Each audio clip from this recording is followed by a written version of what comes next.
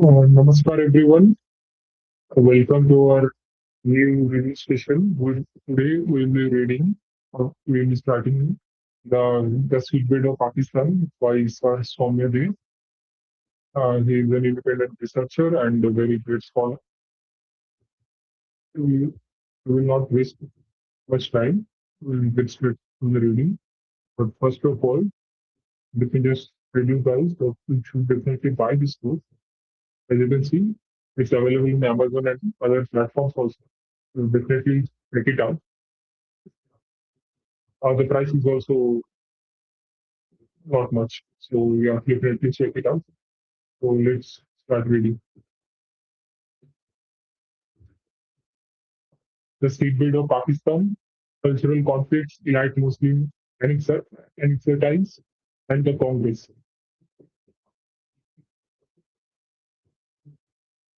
The feet of my step performs on you, always related into frequency of partition. As you can also see the thumbnail. I've given two pictures. Both of them are from the Sylhet during the partition of Sylhet Hindus. They're of Sylhet Hindus.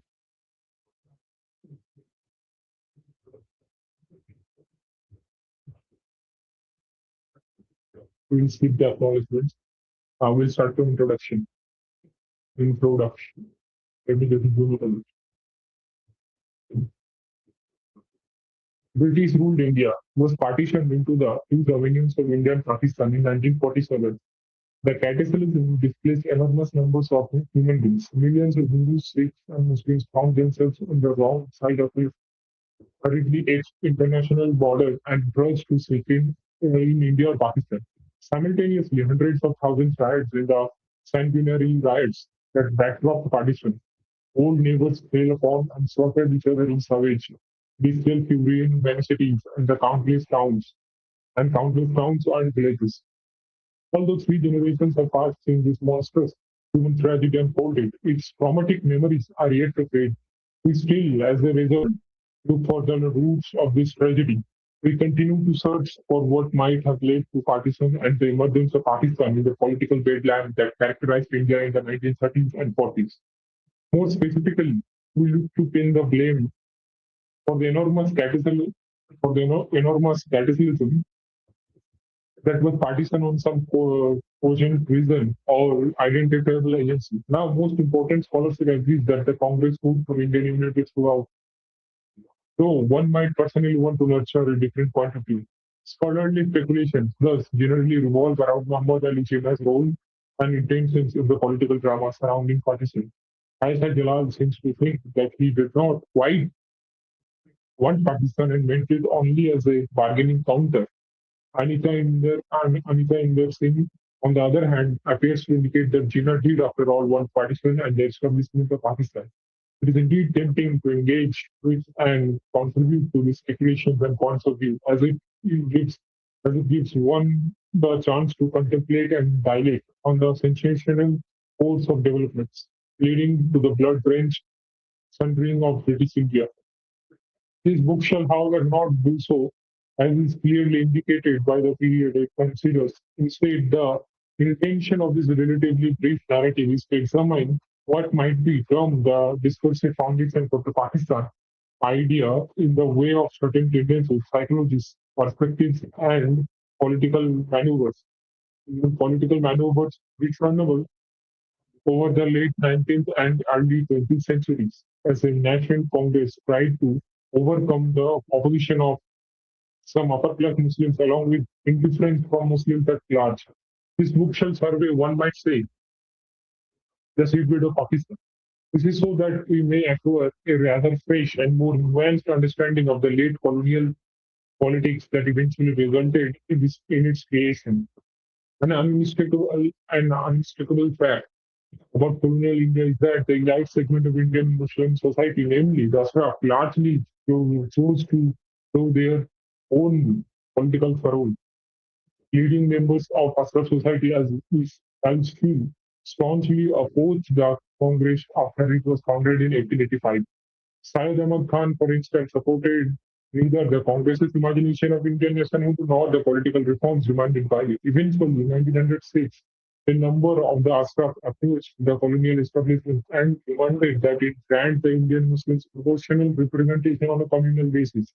In other words, these Indo-Muslim elites, as we shall term the Ashraf, sought to establish Indian Muslims as a distinct political interest group deserving of special consideration, styling themselves the similar deputation. These gentlemen even termed the Indian Muslims a nation as they met with Lord Minto in the summer capital of British India.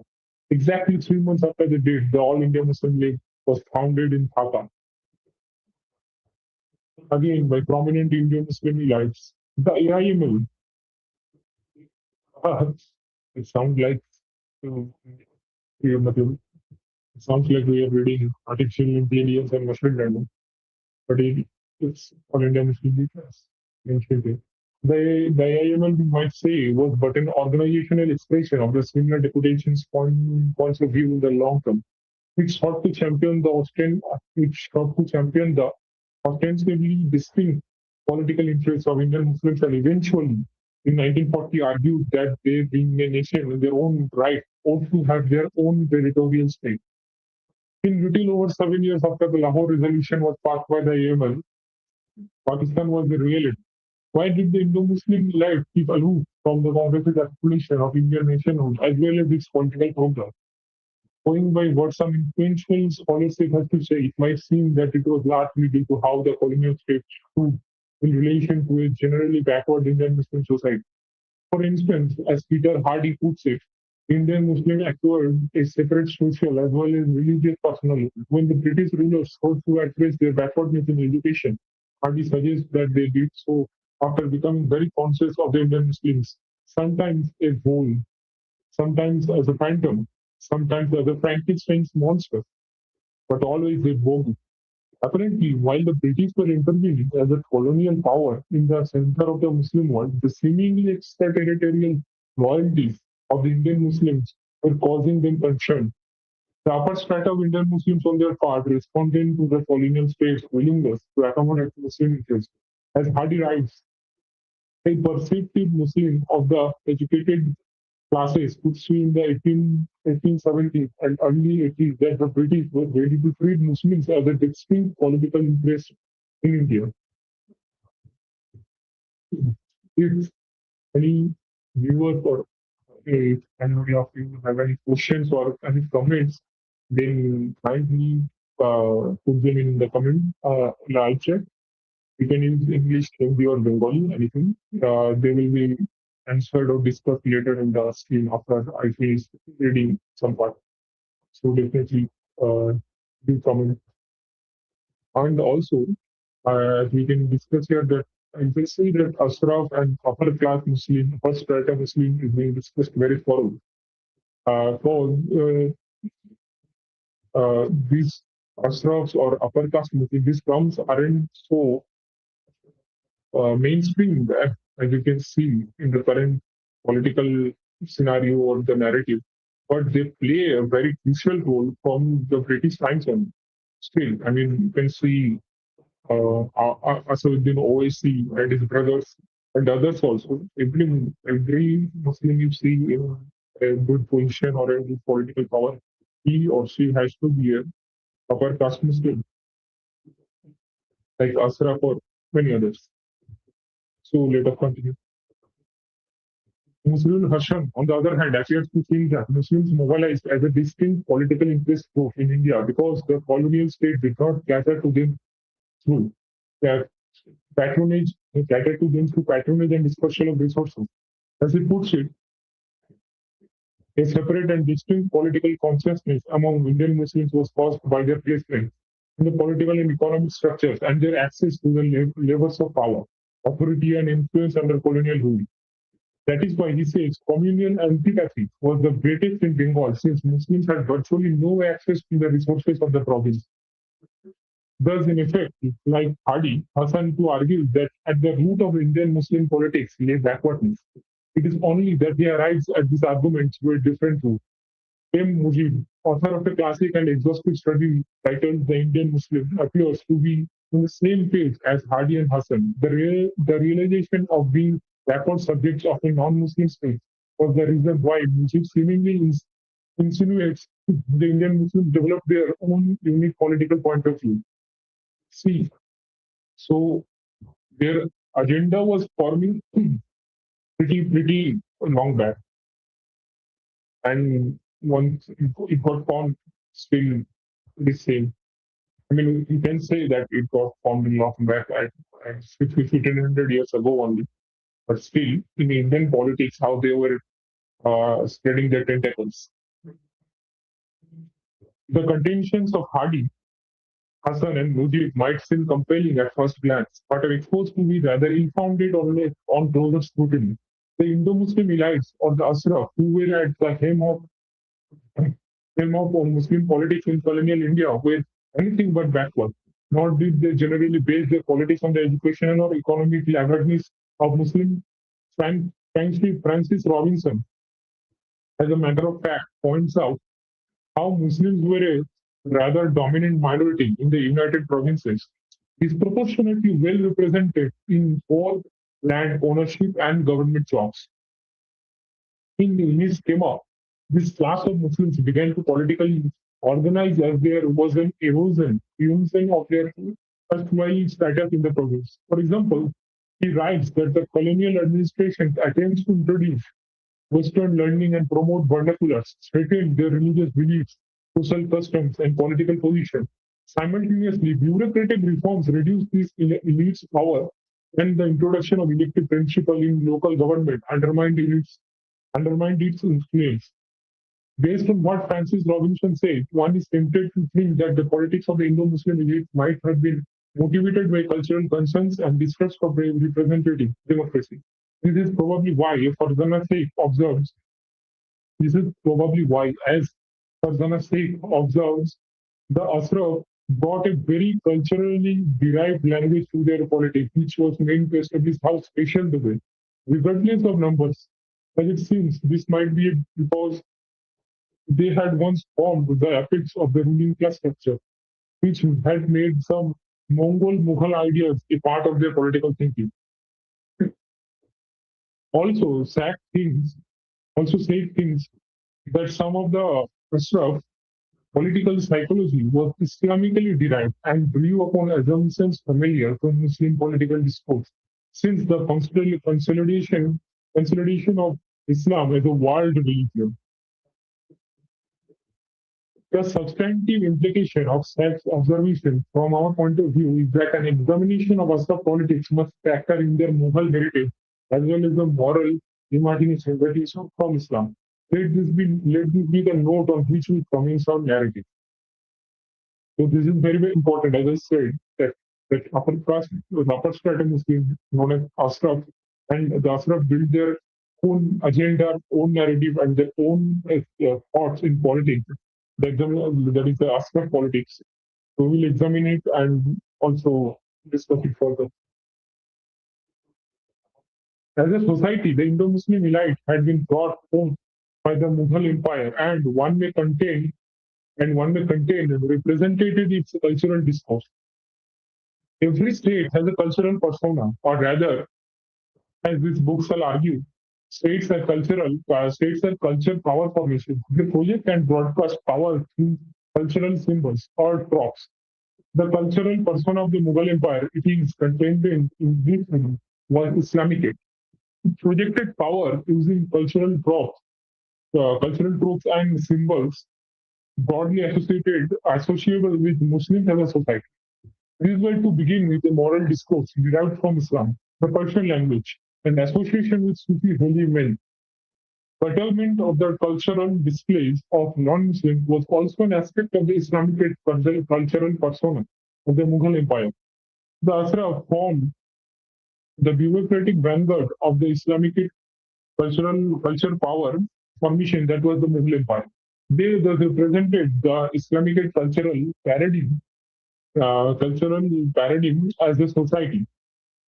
Both the moral discourse of Islam and Sufi spirituality were reflected in their lives, and they displayed a strong preference for Persian and the Persianate tongue of Urdu. They might also, in association, with non-elite Muslims curtail the cultural disciplines of non-Muslims. The ashram dominated the semi-urban settlements in the Gangetic heartland or Kasbah and lent them a broadly Islamic cultural appearance. So, as you can see, they are building their weapons. With the onset of the 19th century, we see that the Ashraf or the Indo-Muslim elite are finding the going rather difficult as both administrators and land controllers. Simultaneously, we notice the ascendant Hindu elites getting assertive in the urban spaces that the Ashraf had formerly administered or dominated. There are also outbreaks of Hindu-Muslim strife. There is thus a relative decline in the temporal status of the Ashraf. The Hindu-Muslim elite are ceasing to be a dominant minority. The open disregard for their way of life that the new rulers showed, however, is likely to have distressed them more. The British did not hold much function for the cultural graces that distinguished the Indo-Muslim elite. And the initial response to the emotional anguish that Indo-Muslim elite society was undergoing came from the ulama, an important component thereof. I hope every one of you guys are very pretty much aware or recognize this fact, ulama. I mean, you have heard Anand Ranganathan and many others saying this one pretty frequent or pretty often. This is understandable since Indian Muslim was without totally patronage under the new political dispensation. The ulama themselves, on the other hand, were gradually denied a role in the functioning of the colonial state. In this situation, the ulama themselves, on the other hand, were gradually denied a role in the functioning of the colonial state. In this situation, they took it upon themselves to protect and nurture the Islamic heritage of India. Islamic heritage, by the way. The ulama launched into reform efforts that left Indian Islam quite transformed. By abolishing a slew of local cultural practices, the reformist ulama, in a way, re-engineered Indian Muslim society and rendered it more culturally and politically cohesive. These reform efforts made the elite and non-elite Indian Muslims come together. I, I hope you can guess what are these reforms will be, and we will discuss it later, obviously. Creative dish. In the process, we might say the Indo-Muslim elite acquired a conspicuous leadership role in broader Indian Muslim society. Alongside, the Indo-Muslim elite were in search of their own iteration of modernity. This quest first expressed itself as the hybrid seminary at Deoband. It was very likely inspired by the Delhi college established by the colonial administration and was an institution somewhat in the Western mold. Later, the Indo-Muslim elite set about acquiring a more obviously Western-inspired modernity at the Mohammedan Anglo-Oriental College. Mohammedan Anglo-Oriental College, founded in Aligarh in 1875. This brainchild of Syed Ahmad Khan, a prominent Sarif, was meant to regenerate Indian Muslim society at large and reconcile it with Western religion and British rule. At this historical juncture, with the Ashraf very delicately poised, the Islamic cultural tropes and cherished by them came under vigorous assault. For instance, the British unstated the Persian language as a medium of court proceedings. The Hindus of the Gangetic heartland, on the other hand, waged extremely aggressive agitation promoting Hindi Nagari against Urdu and regulations for cow protection. They wanted Hindi written in the Devanagari script to be the granted an official position equivalent to Urdu and sponsored Muslims from sacrificing cows on Bakri by resorting to violence. So the Hindus were also fighting. I mean, pre-independence era, by the way. So they were pretty aware at the time. Further, Hindus were achieving translocal solidarity as a society or community or communities by conducting their public religious ceremonies with greater verve.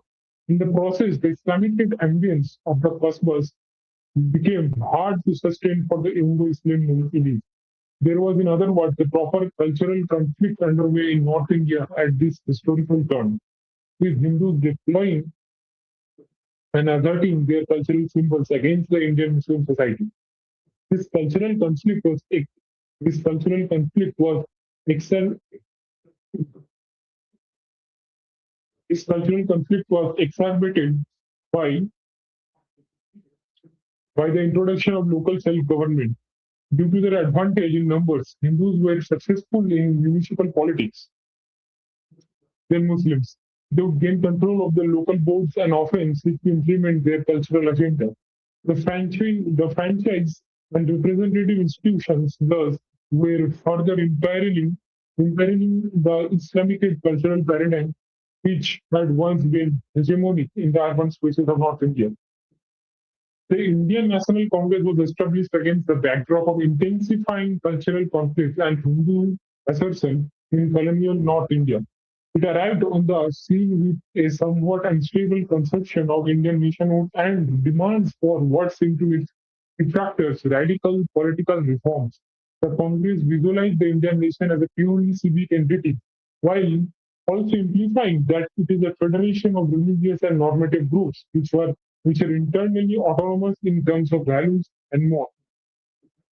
We see that the Congress refused to discuss matters of social reform so as to realize its imagination of the Indian nation as an expedient measure which restricted itself to the political issues that were supposedly relevant to all its constituents. This meant that it was an option for groups of or individuals to refuse to be counted in the Indian nation of the Congress's imagination. We see that is precisely what happened. The Congress found it hard to explain the relatively small numbers of Muslim delegates at its annual sessions. It seemed like Muslims were unwilling to join the Indian nation that the Congress had meant to bring forth. So again, here we can see the the Islamic or the Muslims agenda were very clear from very first. It simply Muslims were unwilling to join the Indian nation that the Congress had meant to bring forth. And then prominent Ashraf or Indo-Muslim elites such as Nawab Abdul Latif, Syed Amar Ali, and Syed Ahmad Khan all dished the Congress. Khan in particular emphatically denied that India could claim to be a nation as he corresponded with Badruddin Tyagi, a lawyer from Bombay who had presided over the annual congressation in 1887. These Ashraf were all wary of the Congress since it demanded franchise-based representative bodies at the provincial and central levels of British India. Syed Ahmad Khan termed this monstrous and unreasonable. He feared that the introduction of the vote and representative institutions in the country would put Muslims completely at the mercy of the Hindu majority, since the latter four times outnumbered the former. The Aligarh Institute Gazette, very likely taking its editorial cue from him, was pretty blunt in stating that Hindus might use the franchise and the domination of an Indian parliament to reintroduce sati and bank house workers. The Hindu-Muslim elite were visibly anxious on account of the Congress's political program, clearly deriving this anxiety from the cultural conflicts that were underway and Muslims' experience with local level politics. After some initial inactivity, the Congress made multiple maneuvers to soothe this anxiety and bring around the Indo-Muslim elite. Badruddin Tyabji corresponded with Khan and Syed Omar Ali at various points in 1887 and 1888 and urged them to come over to Congress with their unique Muslim point of view. They did not listen. Later, later, later convening in Allahabad, the Congress institutionalized communal vetoes through a resolution that laid down that it would not take up any matter for discussion to which the Hindu Muslim delegates objected. The move was to have this branch out. The Congress was accepted proportional representation for religious groups in principle at its 1889 annual session. While it did, Muslims from its own ranks rose to demand first parity and then weightage for Indian Muslims in political representation.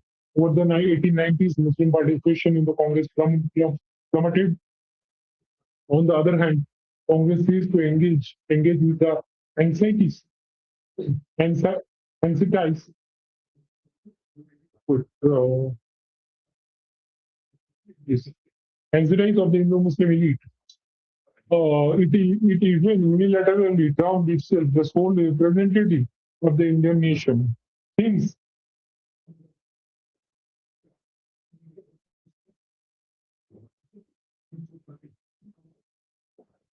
things did not change in the next century.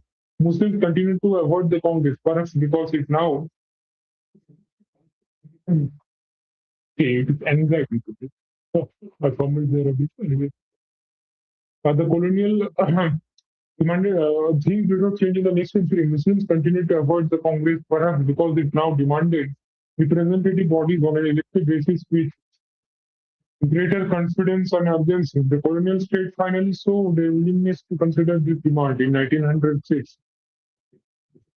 As it became known, Nawab Muslim Mulk, the secretary of the Mohammedan Anglo-Oriental College at Aligarh, arranged for a Muslim delegation to be received by Lord Minto.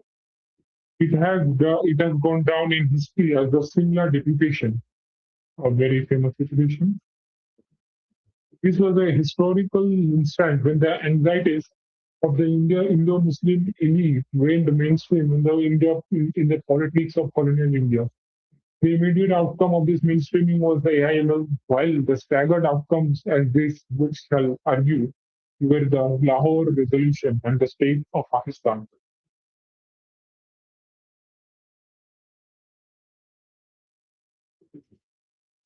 So, this was our introduction. And is now we begin our first chapter.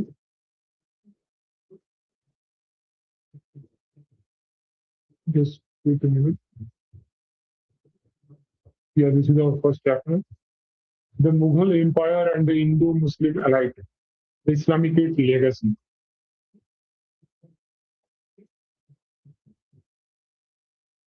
Uh,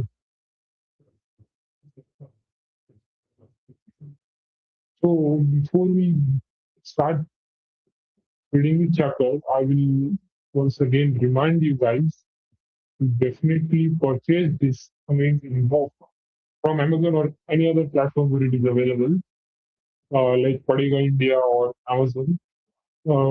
This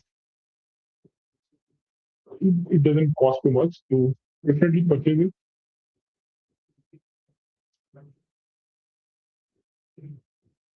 Let us start reading the first chapter of the book, and I guess we will keep it to the first chapter only in this game. So yeah, then we will continue the next chapter later. The Mughal Empire and the Indo-Muslim elite, the Islamic legacy. States were a culture. States were a culture. States have a cultural persona, or one could say that they were culture just as we human beings were garments. The cultural aspect of states could be discerned in the arena of geopolitics and international relations, since it seems to bear the potential of determining their dynamics. Apparently, states belonging to the same cultural sphere would gravitate towards each other and have the same friends and foes. As the controversial political scientist Samuel P. Huntington writes, cultural commonalities and differences shape the interest, antagonism, and association of states.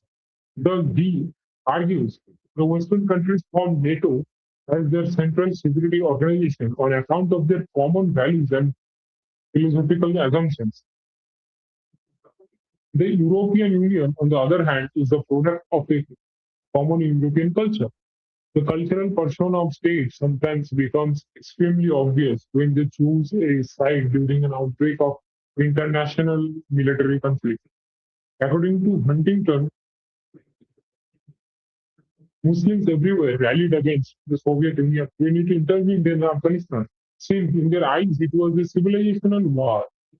So he does not elaborate as to how the Soviet intervention in Afghanistan was a civilizational war. It's unsafe to assume that that Muslim countries saw it as an instance of a godless communist state battling to belief.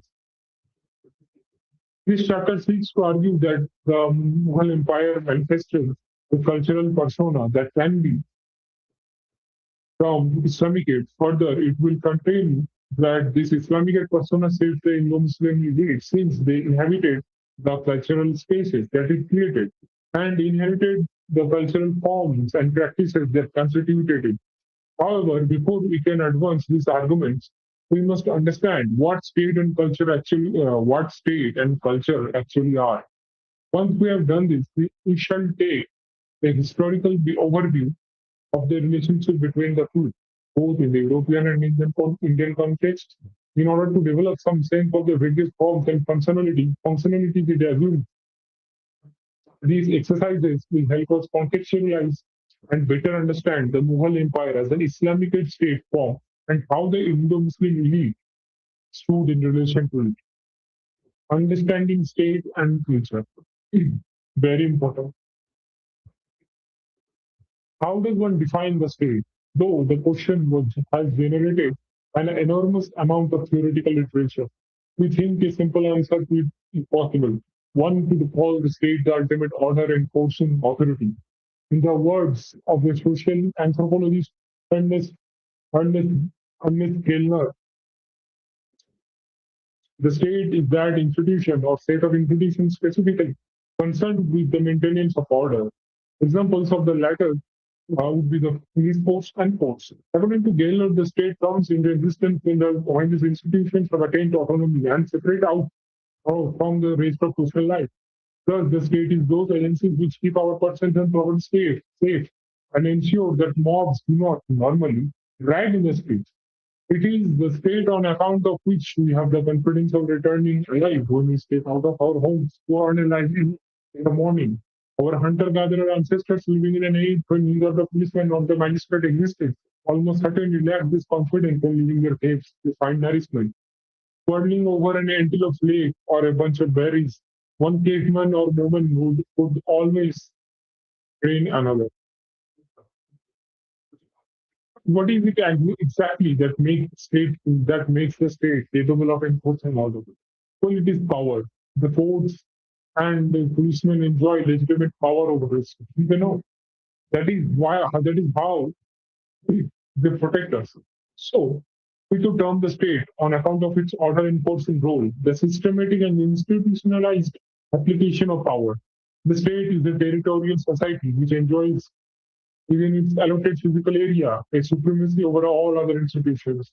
In other words, we could say that the state is that power which is, in ideal situation, final and incontrovertible, and incontrovertible within a delimited territory and upon a social body, a mass of human beings and all forms of association that compromise it. What is culture then? To answer this question, let us resort to the very influential observations of the famous anthropologist Clifford Geertz, or Clifford Geertz. Anyway, we will call him Clifford. He espouses a semiotic conception of culture. In simple language, Geertz thinks or Geertz thinks that cultures are complexes of symbols. These symbols are both extremely potent and conspicuous. They are a set of some control mechanisms, plans, recipes, rules, instructions for the governing of behavior. Their natural habitat is the household, the marketplace, and the town square. Culture is public, rights to deeds, okay, because meaning is apparently we are to understand culture as the meaning producing symbols that are all around. Culture is what is evocative and conspicuous. But how exactly does it govern our behavior? Clifford, Clifford says that it does so by organizing our thinking as traffic in significant symbols. We could build on this remark by Clifford and say that culture is sacred. Culture is sacred insignia such as the crescent, the cross, or the sacred syllable. or the sacred syllable, Om, that it is sacred books, signs, deities, sacred sites, ritual performances, and forms of behavior with meanings encoded into them. Culture is an entire range of evocative symbols which might frame and organize our psychology and from which we might derive thoughts and ideas. This is how cultures are set. This is how culture are sets of symbolic devices for controlling human behavior and historically created systems of meaning in terms of which they give form, order, point, and direction to our lives. The range of evocative symbols mentioned above, for example, is always element with a large mass of historically accumulated meanings. They can shape lives, choices, and extract the staunchest allegiance from human beings. And finally, culture is socially reproduced.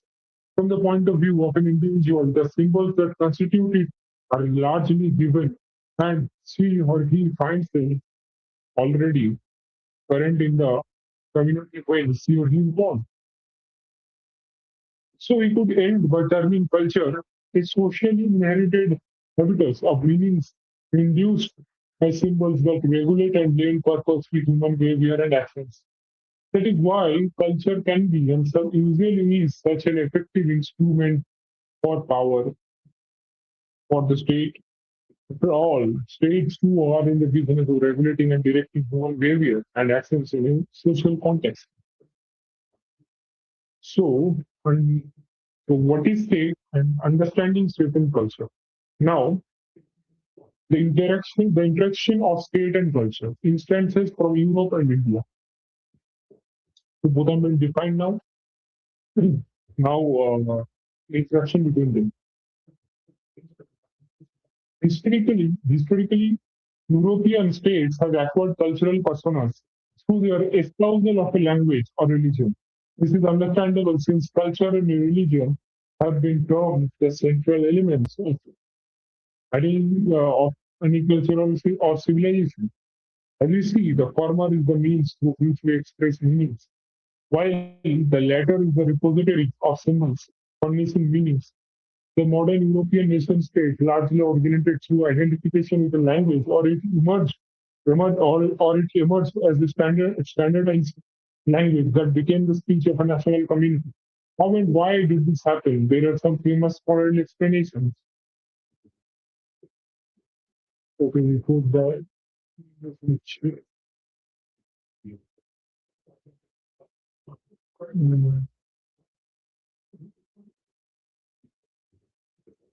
how really the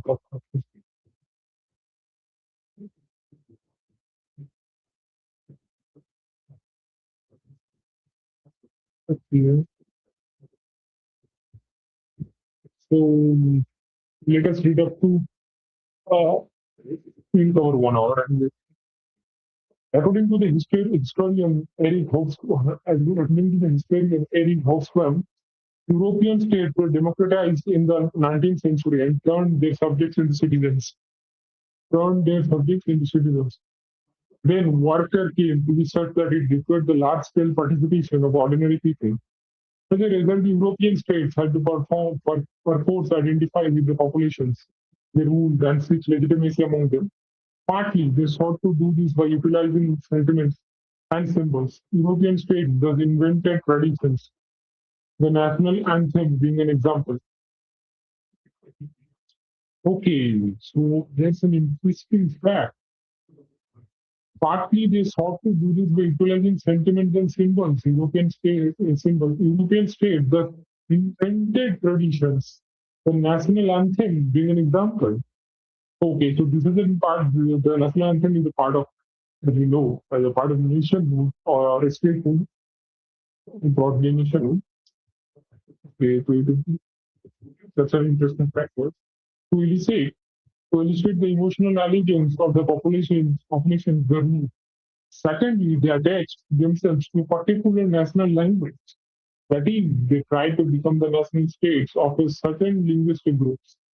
However, since these states were generally quite heterogeneous, the adoption of a national language inevitably left parts of their populations which did not speak it alienated. This caused the proliferation of nationalisms and Nation states as multiple linguistic groups of Europe now try to acquire their own states. The very thing what we are experiencing currently, the from the or we experienced earlier in the Dravidian agenda.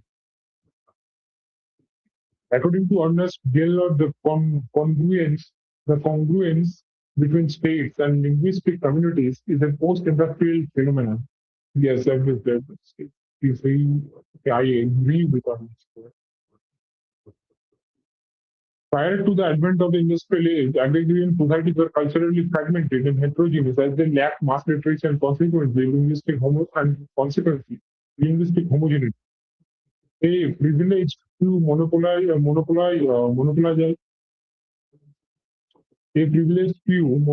literacy in these societies, and most of the population were divided into culturally differentiated small communities. There was thus no linguistic cohesion between the elite and non-elite, and even among the non-elite.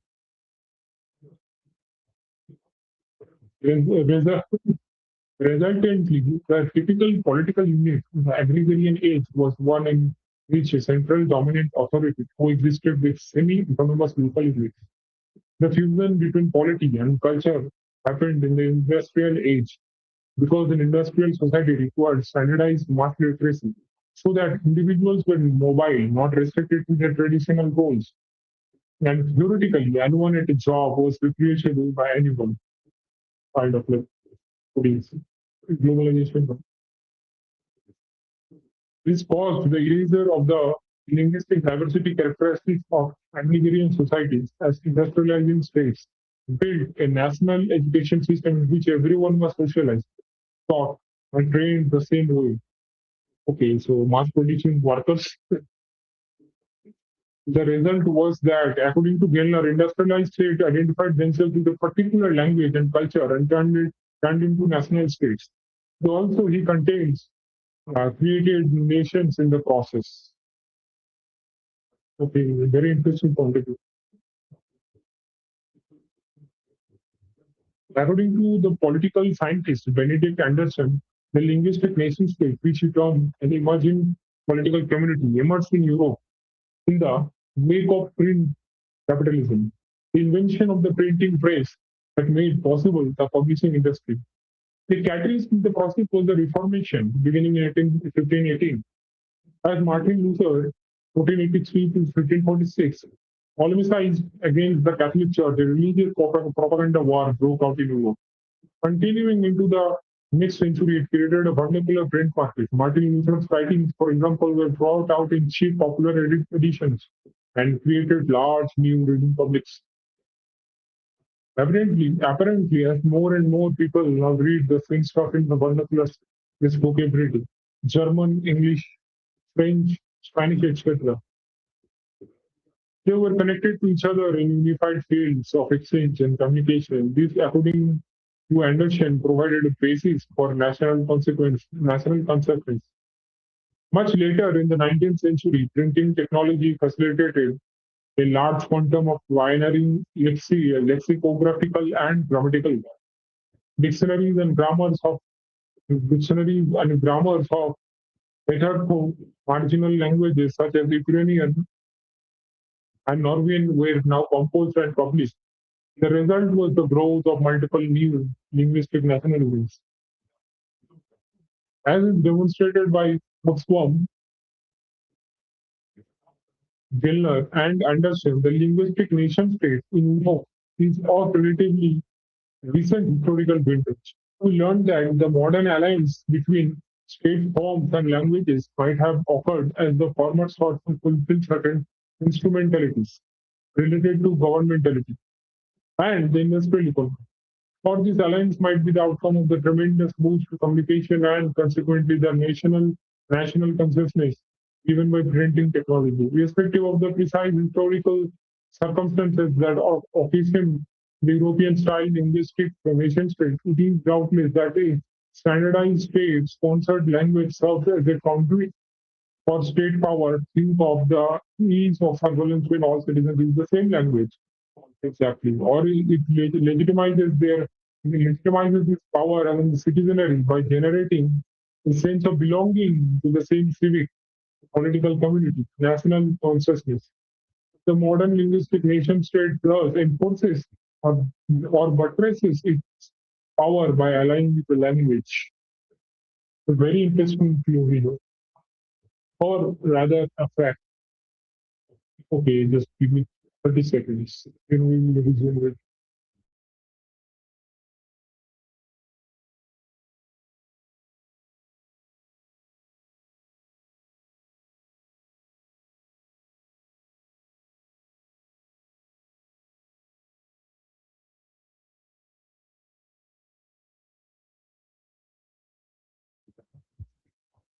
Yeah, so in the centuries, in the centuries before the linguistic nation state came into existence, many modern European states exhibited a cultural persona, primarily by patronizing religion.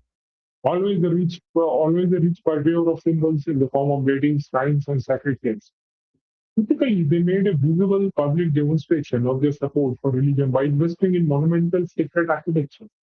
Take, for instance, the building projects of Augustus, the first Roman emperor. They were both numerous and very ambitious, as we learned from his autobiography, Res Gestae Devi Augusti. Augustus constructed the Senate House, restored the Capitol and theater of Pompey, and completed the Forum Julium. But he also, but he, but he also, but he also spent copiously on the science of beauty.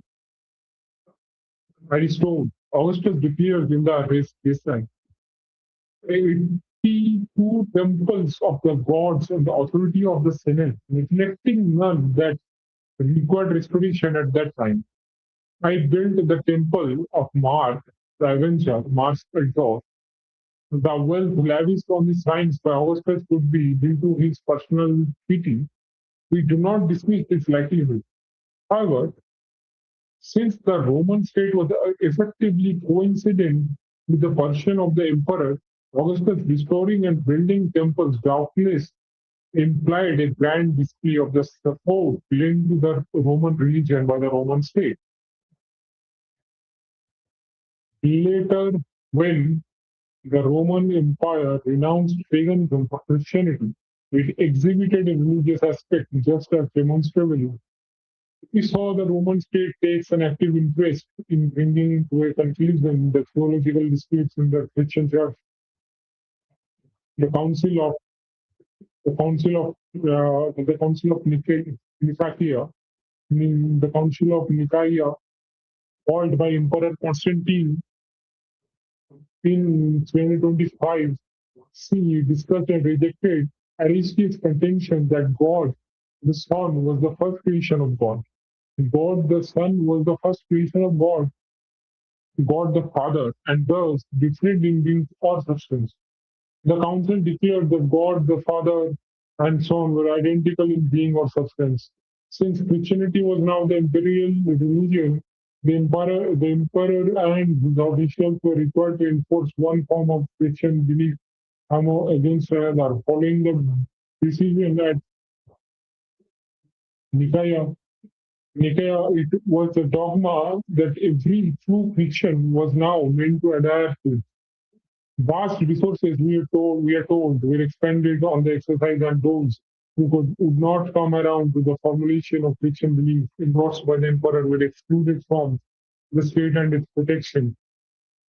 Later in the 532 CE, Justinian, ruler of what was now the Byzantine or the Eastern Roman Empire, began the constitution of the Grand Basilica Hagia Sophia at Constantinople in a truly monumental display of his Roman Christian character.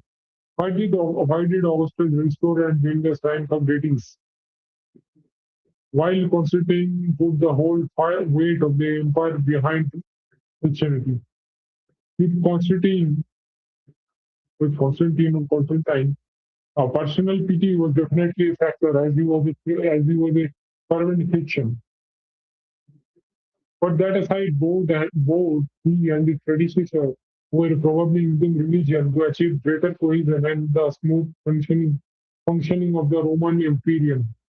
The public ceremonials of paganism had a distinctly civic aspect to them. They sought to inspire and augment the Roman public's loyalty to the state.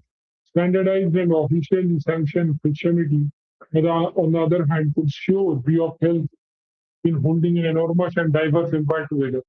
Religion could indeed help a state cohere and achieve greater efficacy. We witnessed this, for example, in England in a later we witnessed this, for example, in England in a less civilized age when the glory of Rome had passed into history. In the words of G.M. Trevelyan, one of the most celebrated historians of England, the early adhesion of all the English kingdoms to the Roman system of religion, Catholicism, gave a great impetus towards racial unity in the and feudal power, systematic administration, legislation and taxation, and territorial against tribal politics. In simple language, Trevelyan thinks that by backing Roman Catholicism, the English kingdoms encouraged the English racial identity and ruled more efficaciously.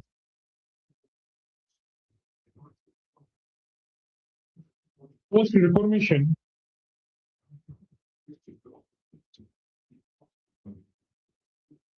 post-Reformation, the English state and national identity acquired further cohesion. A crucial role in this seems to have been played by the large-scale dissemination of scriptural knowledge that was backed by the throne. At the start of the 17th century, the English ruler James I commissioned a version of the Bible, which largely followed an earlier text by William Tyndale, which had been composed in a plain style using everyday words and proverbs. Since he had wanted to be understood by the simple folk, even the boy that drives the plow or drive the plow.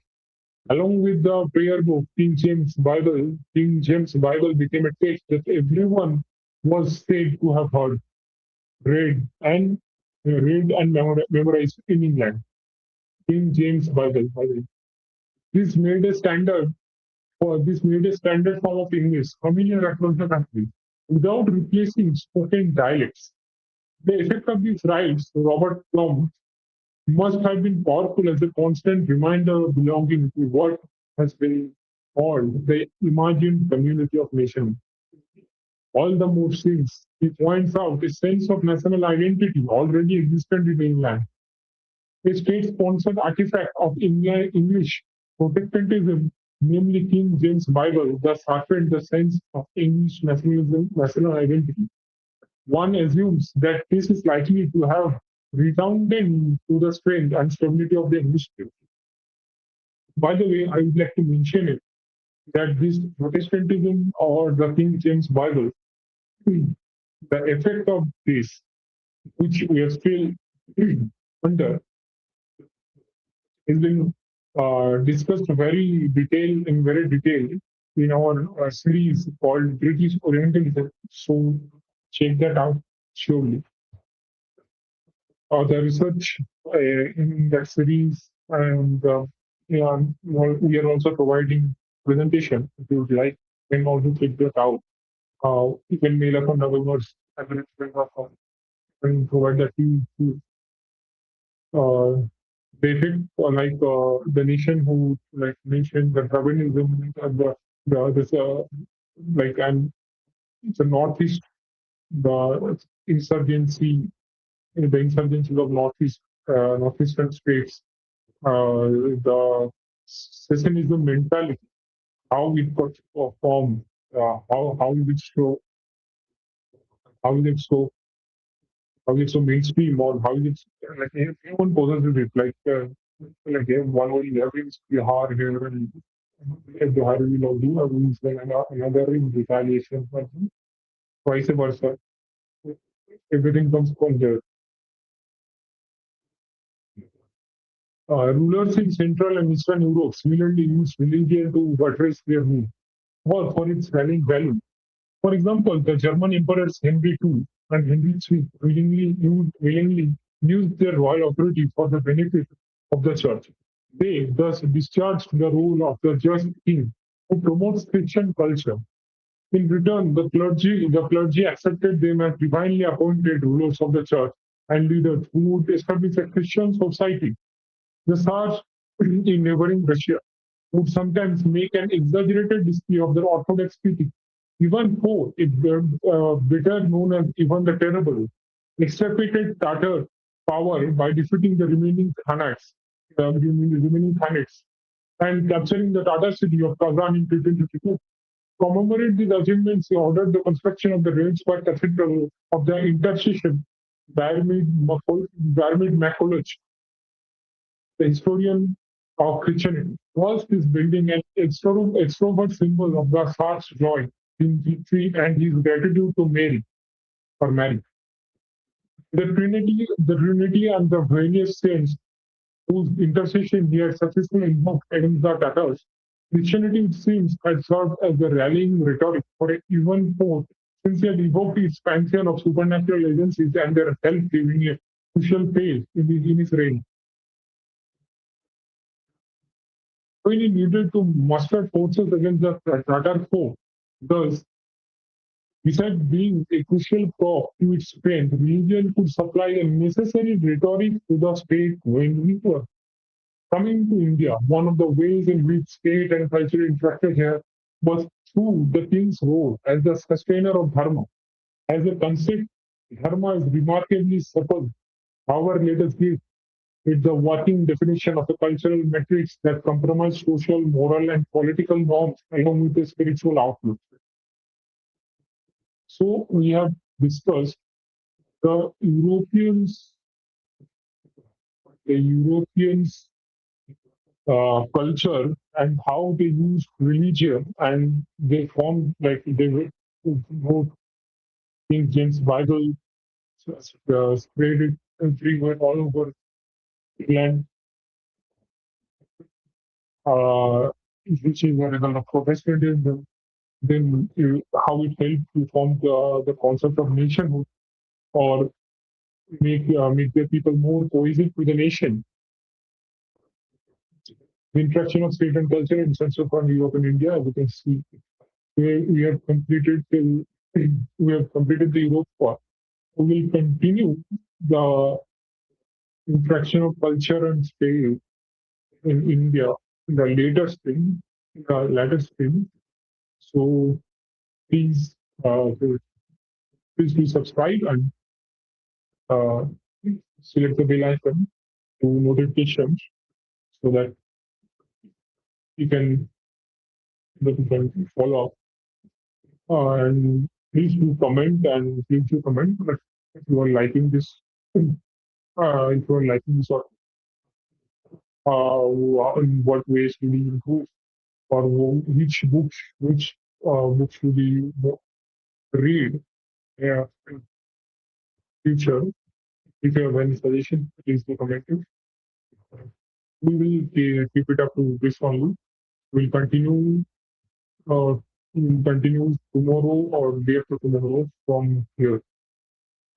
Dharma is a concept, and we will not I guess we will not discuss dharma thoroughly. Like we will give dharma give dharma structure of our POV, or like not our POV exactly, to understand it in this political context, basically, like how it how it functions and what state it was at that time. So yeah, we'll keep it up to this only. Uh, Namaste.